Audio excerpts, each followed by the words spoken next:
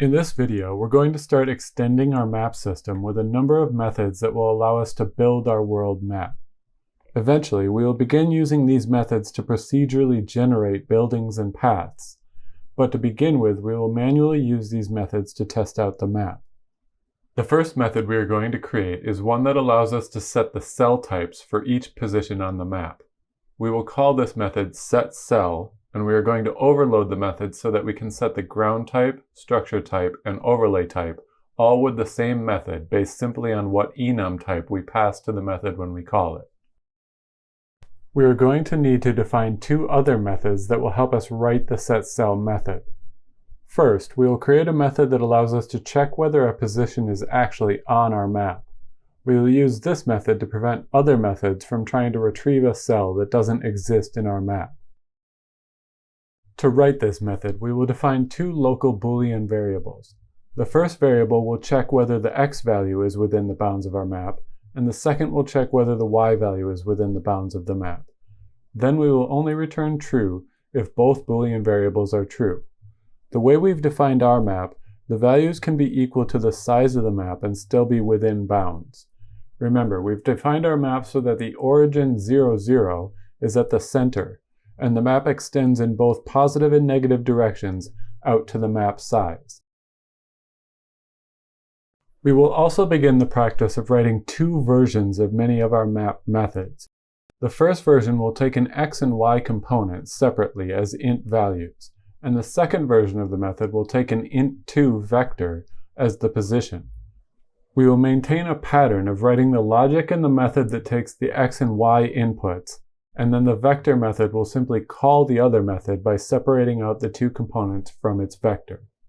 This is a convenience that will often be useful as we begin doing more complicated things with the map, and we will repeat this pattern with many other methods. We can now begin writing the setCell method using our new onMap method. We will first check to make sure the position we are trying to set is actually on the map.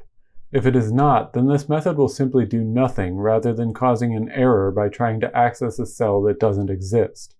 One reason this is nice is because if we change the size of our map and it causes buildings to fall off the edge of the map, they will simply be cut off rather than causing a bunch of errors.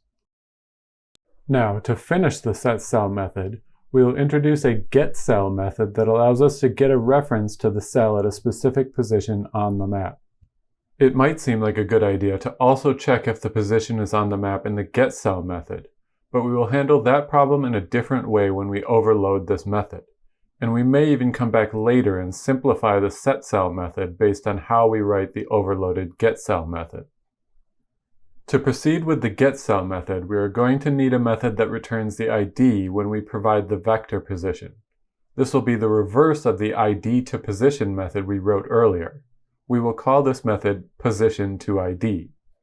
The algorithm to get the ID is simply x plus y times the width of the map, but we once again need to account for our origin at the center by adding the size of the map to each coordinate. This will ensure that both x and y are positive values, because our coordinates run from minus world map size to plus world map size.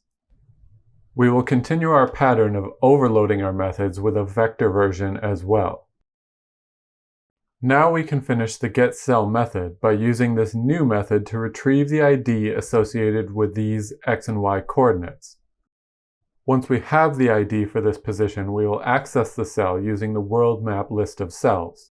Now we can finally complete the setCell method by using this new getCell method. If the position is on our map, then we will get the cell and then we will update the ground type for the cell based on the argument that was passed in. Let's test out this new map method by changing one of the floor tiles we set up in the generate world map method. We will change the cell at the origin of the map, 0, 0, to be the other type of floor tile. We can then run the simulation and check to make sure the tile at the center has been changed. This is exactly what we wanted to see. Now, let's overload our setCell method so that we can also change the other layers of our cells using the same method.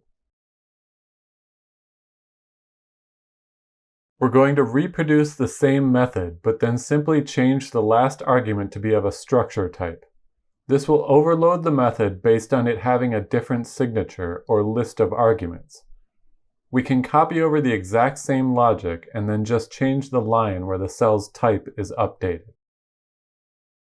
Then we'll follow the exact same pattern to also create an overload for the overlay type. We're going to do one more thing to the structure type method simply for convenience. Since the structure layer is going to contain things like walls and other obstacles, we are going to set the solid property of the cell to true every time we place a structure on the map. This may not always be what we want in practice, but it is going to be helpful much more often than not. Now we are going to test out all of our set cell methods to make sure everything is working as expected.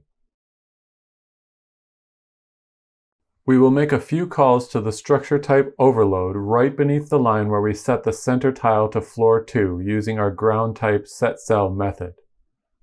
Then we can press play and check to make sure everything is being placed on the map correctly.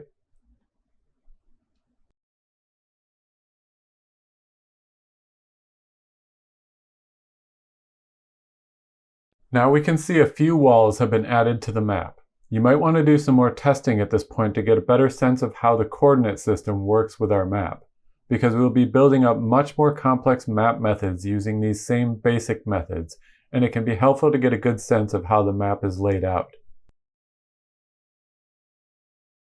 The next thing we're going to do is overload our getCell method with a version that gets a cell based simply on its ID value. We can then use this method in the first getCell method we created earlier. When getting a cell based on its ID, we can check whether it is on the map in a slightly simpler way. Because the ID is a one-dimensional value, so we only need to check whether it sits in the range from 0 up to the total number of cells in the map, which is just the area of the map. We might go back and simplify the setCell and onMap methods later based on this getCell method's bound check, but for right now we'll leave them how they are. We will also create the vector overload of the getCell method now. This method will maintain the same pattern of breaking up the vector into two components and calling the coordinate version.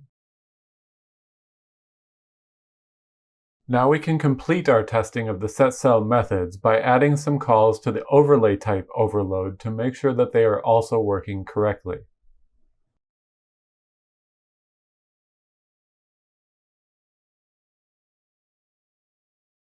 It looks like all of the overloads are working perfectly. That's all we're going to do with the map building methods for now. In the next video, we're going to introduce the new Unity input system so that we can allow the user to move around the map before we get further into developing the simulation.